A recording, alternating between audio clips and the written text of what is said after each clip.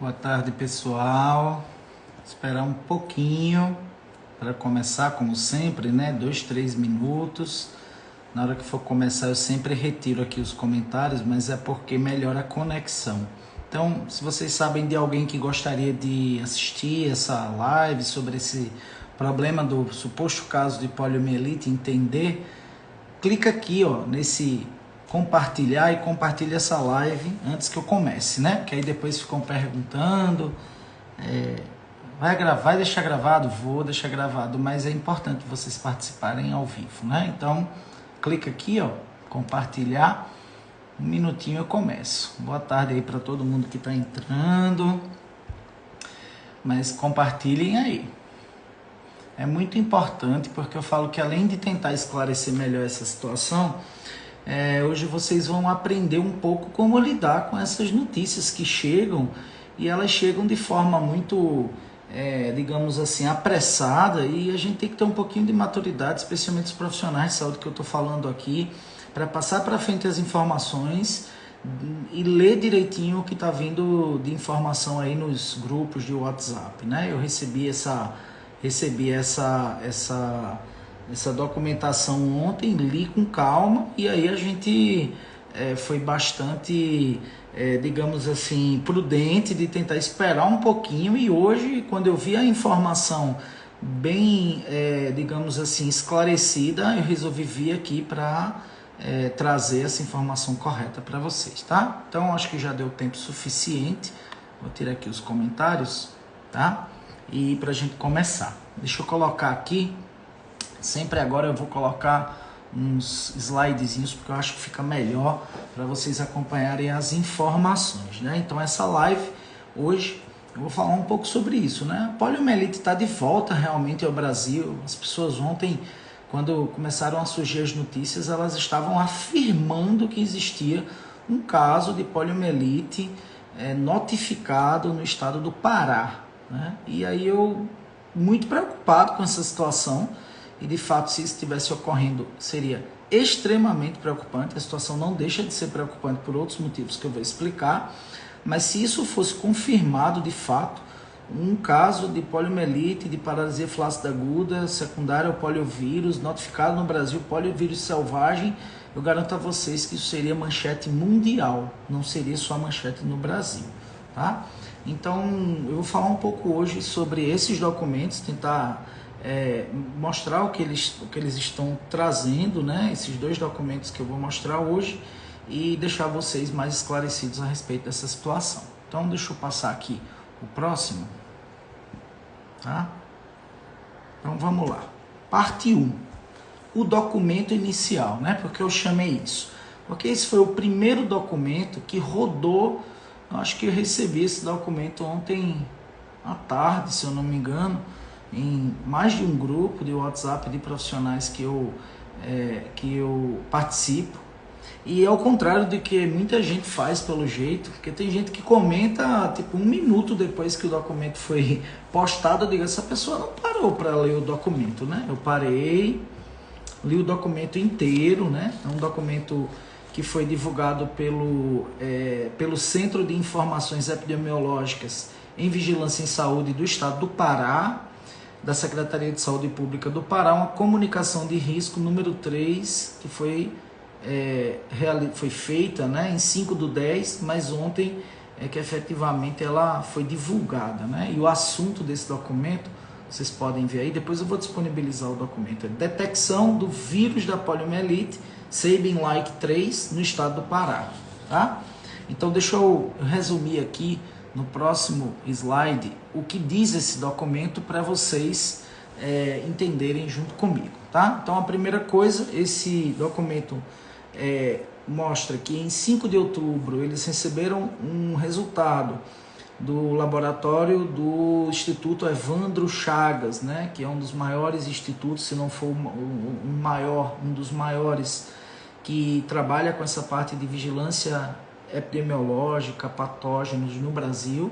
Então, ontem o próprio Evandro Chagas, inclusive, também divulgou no seu site, que vocês podem verificar essa informação da positividade nas fezes de um poliovírus Sabin-like 3. Por que Sabin-like 3? Porque ele é um poliovírus contido no imunizante VOP, na vacina oral para poliomielite, a famosa gotinha, tá? Não é o poliovírus selvagem, o poliovírus circulante.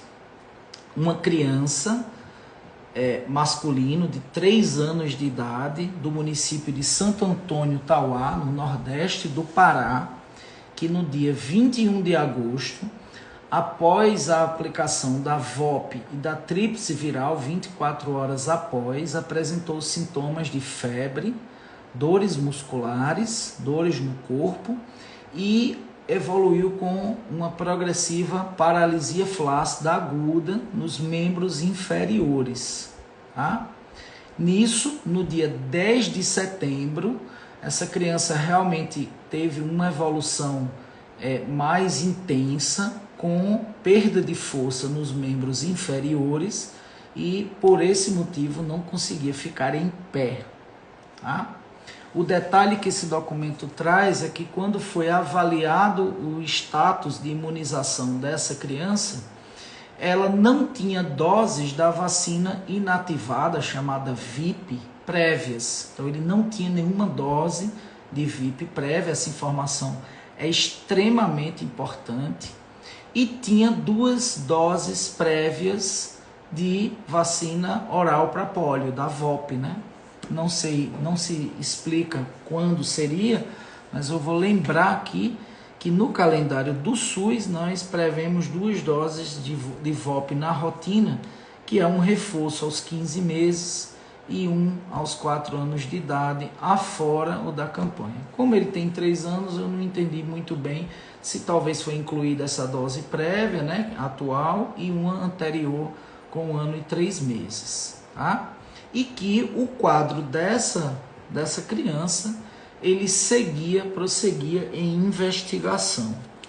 Então, regra geral, afora outras coisas do documento, dizendo que o último caso de poliomielite no Brasil foi reportado no ano de 1989, e em 1994 o país recebeu a certificação de área livre da circulação do poliovírus selvagem pela OPAS. Esse caso não é um caso reportado de poliovírus como apressadamente, de forma sensacionalista e de forma pouco científica foi propagado como um rastilho de pólvora nas redes, né? Então a nossa preocupação primordial não é que essa situação de uma poliomielite, de uma paralisia flácida aguda poder ser um evento adverso da imunização com VOP não preocupe e não seja algo a lamentar para essa família, mas a informação inicial nas redes foi divulgada de forma errônea, dando conta que era uma positividade induzindo as pessoas a pensarem que era uma positividade para o poliovírus selvagem. Isso não ocorreu, tá? E aí depois desse documento, hoje pela manhã eu tive acesso a um documento, uma nota de esclarecimento do Ministério da Saúde, que eu vou trazer aqui. E essa nota de esclarecimento do Ministério da Saúde, ela avançou nas informações relevantes a respeito dessa situação, inclusive da própria criança. Tá? Então deixa eu passar aqui o próximo. Então, o segundo ponto é esse documento, né? A nota à imprensa do Ministério da Saúde. Essa nota, ela foi divulgada no dia de hoje, às 7/10, às 11h09 da manhã, e tinha como título Esclarecimento do Ministério da Saúde sobre notificação de caso suspeito de poliomielite no Pará. Tá? Então, o que é que essa nota trouxe de informação relevante? Tá? A informação relevante é que o caso de paralisia flácida aguda, supostamente atribuível à VOP, o imunizante oral para pólio. Eu vou repetir essa palavra supostamente, porque tanto no documento do Pará quanto no documento do Ministério se diz que o caso ainda está sendo investigado, porque existem outras hipóteses a serem avaliadas, como por exemplo uma polirradiculoneurite aguda chamada síndrome de Guillain-Barré, em consequência da imunização ou de qualquer outro fator anterior, como por exemplo pode ocorrer uma síndrome de Guillain-Barré por uma infecção outra a não ser em decorrência da vacinação, tá? Então assim, lembrando que é supostamente. Então, ainda foi deslocada uma equipe do Ministério da Saúde, da Organização Pan-Americana de Saúde, para analisar todos os dados e avaliar essa criança, para fechar o relatório de evento adverso grave associado à vacinação, que no caso seria a polio associada à vacinação. Não há registro de VIP, né, dessa criança, ou seja, é essencial vocês entenderem essa questão de não ter registro de VIP para vocês compreenderem a questão onde o cerne do problema é. Geralmente, a vacina VOP ela é bem tolerada e muito raramente está relacionada a evento adverso grave. De fato, eu tenho 22 anos, vou completar de formado esse ano, e 17 anos atuando em pediatria. Eu jamais vi um evento adverso grave, a VOP, na minha prática, mesmo antes, quando nós fazíamos a VOP de rotina no primeiro ano de vida das bebês, né? Então, a outra coisa muito importante é que quando você faz a forma que nós estamos fazendo atualmente no calendário do SUS, há alguns anos, que é fazer a primeira série de 3 doses com a VIP, né, que é a inativada, no caso da VOP é uma vacina do vírus atenuado, a gente praticamente zera esse risco de polio associado à vacinação. Então, se houvesse por parte da parte da saúde desse município, eles tivessem seguido o informe técnico da campanha e tivessem averiguado a condição irregular dessa criança em relação à imunização prévia, esse evento não teria ocorrido, tá? Esse risco é praticamente nulo. Mas para vocês terem noção, tem números abaixo. A criança ela não chegou a ser internada, então ela foi conduzida ambulatorialmente, não evoluiu com comprometimento de musculatura de membros superiores, musculatura respiratória, o que poderia acontecer no caso, por exemplo, de uma paralisia flácida aguda grave, que é extremamente comum no poliovírus selvagem. E nesse momento ele apresenta apenas uma leve claudicação no membro inferior esquerdo. Vamos lembrar que o início do sintoma dele, né, foi há quase 1 mês e meio, né, assim, após a vacinação. Para vocês terem noção, estimarem, né, essa questão do risco da poliomielite associada à vacina, de 1989, está nesse documento, né, esse dado, de 1989 a 2012, no Brasil, foram aplicadas 764 milhões de doses de VOP. E foram notificados 50 casos de polio vacinal. Então, uma conta simples de fazer, de cada 15 milhões de doses, um caso de polio vacinal. Mas, por outro lado, vamos pesar do outro lado da balança os casos de poliomielite evitados, que, se tivermos a circulação do poliovírus selvagem no país, para cada 100 casos de polio, nós temos um caso de paralisia grave. Então, nós estamos comparando 15 milhões para 1, de 100 para 1. Tá? Então, pensem nisso. Porém, quase zero quando a gente faz esse esquema atual. Tá? A partir de 2012, que foi introduzido esse esquema justamente da inativada com 3 doses e depois as pólios orais nas campanhas e nos reforços, 0 casos no Brasil.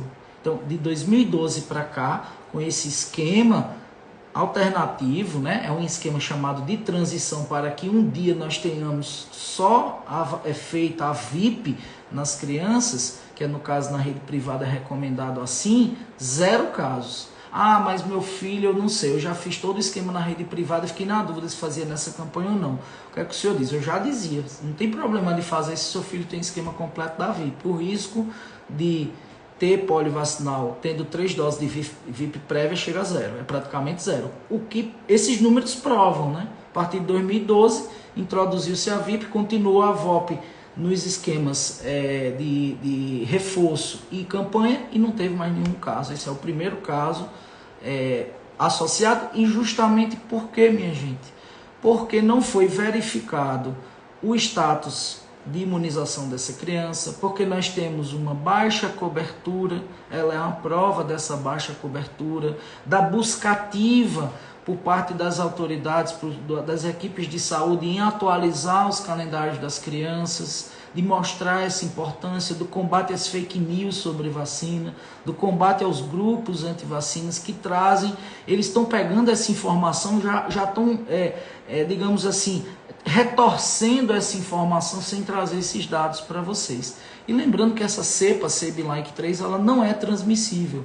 Então nós não vamos ter uma epidemia, um surto instalado a partir disso. Mas, obviamente, se nós tivermos a circulação de poliovírus derivados da vacina, que são mutações que o poliovírus pode ter, circulando na nossa comunidade com baixa cobertura da vacina inativada, da VIP, aí sim a gente está abrindo flanco para digamos assim, a possibilidade dos quadros, como aconteceu lá nos Estados Unidos. Eu reportei isso aí no Instagram, quando ocorreu aquele caso do jovem de 20 anos de idade, sem VIP prévia, sem nenhuma vacinação prévia, que desenvolveu a paralisia flácida aguda lá. Eu não coloquei esse documento aqui para mostrar a vocês, mas o informe técnico da campanha está disponível para todo mundo. O que eu não acho é que um profissional que está em sala de vacina, ele pode deixar de ler esses informes. Eu li esse informe todo, quando ele foi divulgado, tanto pelo Ministério quanto pela Sociedade Brasileira de Imunizações, e está muito claro aqui, olha só, está muito claro, tem assim, a campanha seria para crianças de 2 meses a menor de 5 anos de idade, e tem, de forma bem simples, as situações aqui de aplicação. Então vamos lá enquadrar esse menino nessa condição. Então, se uma criança tem assim, criança de 1 ano a menor de 5 anos de idade, 4 anos, 11 meses e 29 dias. Aí tá assim, não vacinada, tá? Aí tá assim, vacinar com VIP D1 e agendar D2 com VIP. Observação garrafal aqui, é porque eu não tenho como mostrar, garrafal, tá aqui. Não administrar VOP na campanha. Não administrar VOP na campanha. Então, assim, não existe justificativa para uma situação dessa tornar-se comum, porque a coisa estava muito clara no manual técnico da campanha. Isso foi uma falha de imunização, isso foi uma falha de quem avaliou a condição daquela criança e fez a aplicação da VOP. Ah, mas ele tomou VOP antes e não teve nada. Pode acontecer com qualquer dose, raramente, com uma taxa extremamente baixa, mas esse raio pode cair, né? É um raio que cai na cabeça, porém, quase 0 praticamente de chance disso acontecer se ele tivesse tido a calendário certinho, que olha que é desde 2012, então esse menino tem 3 anos, não tem justificativa, com as VIPs aplicadas, tá? Então, eu espero que tenha ficado bem claro para vocês que estão me acompanhando aqui, que não está confirmado. Eu acho interessante que as pessoas falam com tanta convicção, sem ter lido os documentos. Não há caso de poliomielite no Brasil. Repito, afirmo, nenhum documento está claro, está claríssimo.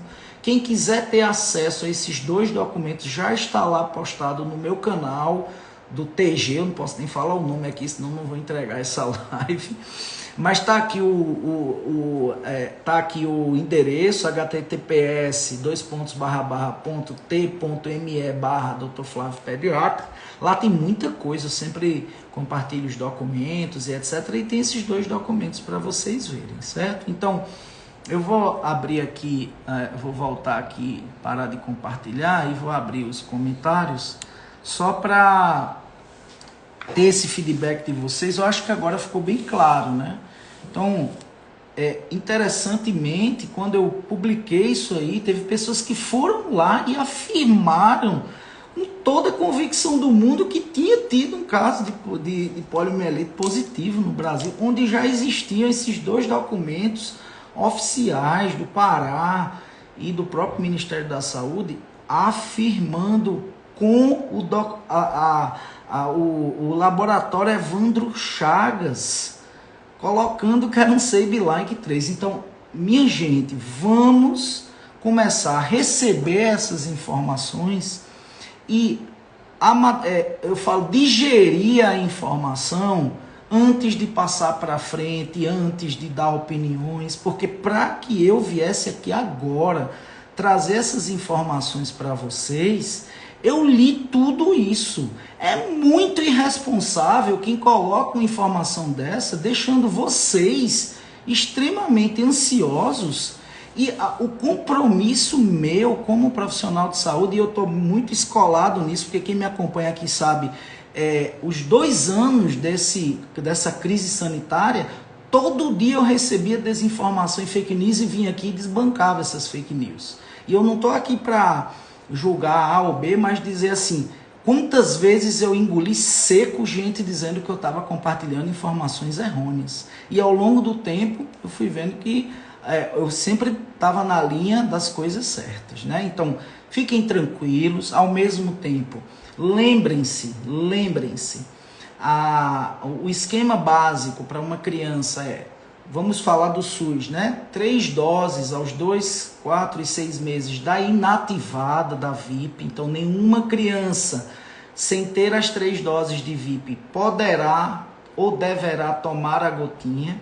Na rede privada, existe a recomendação de seguir sempre com a inativada, mas vamos lembrar que fazer a VIP, quando você está fazendo a VIP para o seu filho, você poderá estar contribuindo para a proteção da comunidade, para a entrada do vírus selvagem que está em outros países. E nós precisamos, não só em relação a essa, que está muito baixa a cobertura nessa campanha 60%, a própria VIP, a gente precisa começar a entender que vacinação é coisa séria, que existem eventos adversos lamentáveis. A gente não pode achar que evento adverso é uma coisa que não merece atenção e cuidado, mas a gente sempre precisa entender o que acontece, explicar para as pessoas, minimizar ao máximo os riscos de evento adverso, mas jamais negar a importância da imunização em uma série de ações de saúde pública, tá? Então, assim, acho que é isso, né? Eu vou deixar gravado aqui, vou inclusive compartilhar uns cortezinhos para ficar mais tranquilo. Mais uma vez, lá no canal, no meu canal do TG é aquele outro aplicativo de troca de mensagens, eu sempre boto lá. E lembrando isso, nós não temos caso de pólio no Brasil, esperamos que não tenhamos, mas depende de nós, depende de toda a responsabilidade da sociedade para buscar. A imunização está disponível nos postos do SUS, e lembrando que é responsabilidade dos profissionais da saúde, que é responsabilidade dos profissionais que aplicam vacinas, que leiam os manuais técnicos, que conheçam a fundo tanto as indicações quanto os efeitos adversos dos imunizantes, para deixar as pessoas tranquilas, ok? Então é isso. Eu acho que em relação o pessoal está perguntando de meningite, e olha, tem live, essa semana eu fiz sobre meningite, tá? Bem longa, 1 hora, é só vocês entrarem aí no meu perfil, procurarem na parte de vídeos, eu estou inclusive compartilhando os cortes, tá bem? Então era isso, um bom final de semana, não temos caso de poliomielite até o momento de hoje notificado no Brasil.